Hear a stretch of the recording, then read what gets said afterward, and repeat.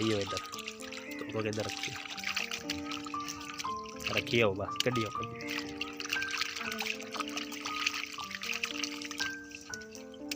मुँह नहीं खाना।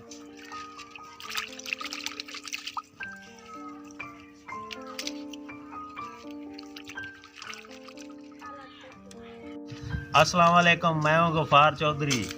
आज की रेसिपी हम आलू से बनाएंगे। ये बनाने में बहुत ही आसान है, बहुत ही मज़ेदार रेसिपी बनेगी। देहातों में रहने वाले लोग तो इसको जानते हैं।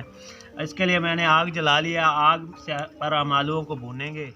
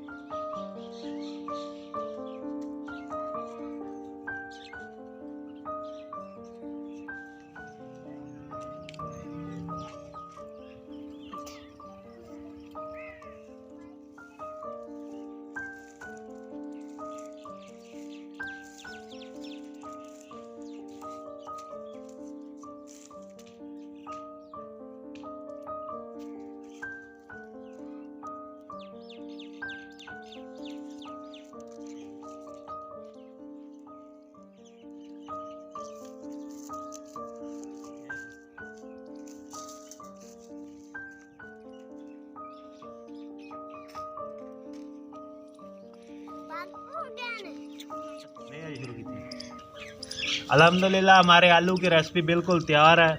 आप खुद भी खाएं, बच्चों को दें। ये बहुत इंतहाई मज़ेदार बनती है।